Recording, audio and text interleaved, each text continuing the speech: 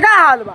हाँ, हम फिर से बात कर ले बानी अंकित अकेला एंड राजू रविंदर के।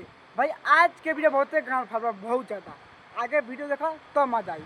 ऐसे कहना चाहते हैं वीडियो को पूरा देखा बहुत मजा आई। वीडियो बनाने के बस एक ही मकसद बा, एक ही मकसद वाला आप सभी को दिल से हंसाने के लिए, ना किसी को दिल को ठेस पहुँचाने के लिए। तो बिना कोनो लाना आज के वीडियो स्टार्ट करते हैं।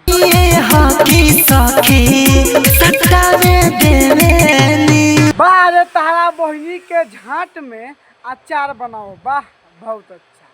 कि सही हवे कि सखी सतावे देवे का है तहा देव रही तना सतावे देबू ए भौजी।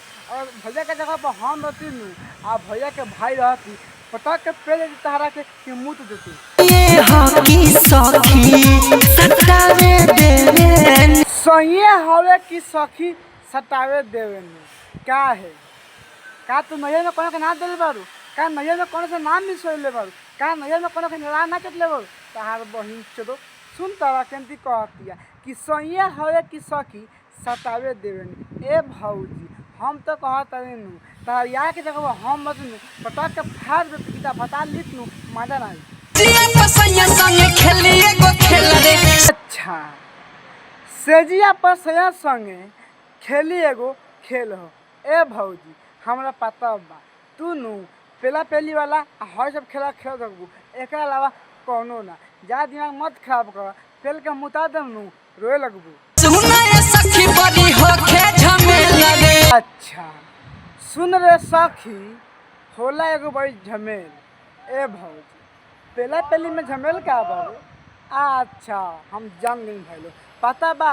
हम ऐसा लागता नु जब भौजी के भत्ता बानू तब भौजी कहते कि तू मुँह में ले, आ भौजी कहते कि हम मुँह में ना ले, खाली गाँव में ले, वैसे झमेल होता। तो कोनो बात ना भौजी, तहरे भत्ता बा ले ला। का कहतारू कि मेहनत के पानी एक ही बार में ए भौजी क्या करेला ना? हमरा के साफ से बताओ क्या करेला ता बता ना। भौजी के बात सुनता कैसे भौजी कहतिया कि मेहनत के पानी एक ही बार में क्या करेला, झाड़ देला का कि पिया देला?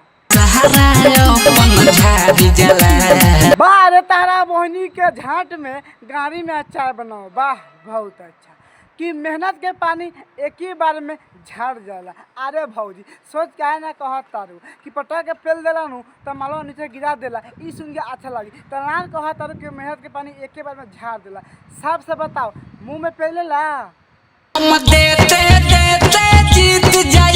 अच्छा हम देते देते जीत जाइले हाथ तोर बहिन चोदो लाश अटलू का? सुनता रो भाई लोग केंती कहती है यार कि हम देते देते जीत जानी। अरे तहार बहिन चोदो भौजी अपना भतार के बारे में कुछ कह ना, हमरा के अपना भतार के बारे में कुछ कह तब तार के पढ़ाई कम आ चाटम ज़्यादा। अपना भतार के बारे में कहता तारा बहनी के गाड़ी में बारह के लंड पे लो, वाह बहुत है। हम देते देते ना हारी ले आसे लेते लेते हार जाला। क्या बात है बहन भौजी, क्या बात है। तो देने के बाद भी जीत जाती है और तेरा भता लेने के बाद में भी हार जाता है। भाई लोग बताई लोगन तो पक्का बात पर कोनो मत ना हार जाए यार। काहे कि लड़की क्या करेगा लहंगा खोल के सुतरे के बाद भता मारता मारता जब गिरी काम खत्म हो जाए। आ हमनी के खाली गिरावे के रहेला भौजी के ओमे लेवे के रहेला। तो सिंपल से बात हम हार जाम सब ए भौजी खलार को बेचा चलू भौजी पटाख के पेल देम लार पर हक देबू। तहार दिमाग मत खराब हो, तू जीतबू कैसे ना? तारा का करोगे बा बस खाली लहंगा उठा के सुत जाए के बा। आ हमनी के उठाम सन ताबम सन ओमे लगाम सन दू तीन में मारम नीचे गिर जाए तो पाक सिंपल से बात हमनी हार जाम सन आ तू जीत जेबू। लेकिन जैसे कहत तारू कि सैया हम देते देते हार मैं जीत जानी अब भत्ता लेते देते हार जाला, ई तारा कहे में सब नहीं लागत बहन चो। अरे कबो सखी हंसता हूँ नु तो पेल कोनो ना पेलता हूँ। अरे भौजी भौसरी वाली वाह बहुत अच्छा, तू बहुत अच्छा बात कहता है। अब देखा भौजी हम ज़्यादा पिलाई ना करम, वो तहार भत्तार बा आ तोकर मेहर बारू वाई बारू जौन चीज़ बारू और तहरा के बता लेते तो हार जाए तो पेलते पेलते मर जाए तो सारा पेल के मर जाए तो कुछ भी कर देवे, हमरा कोनो दिक्कत नहीं है। लेकिन जैसे कह तारू कि हम देते देते ना हारी ले ना, हम देते देते जी जानी अब भत्ता लेते देते हार दिला।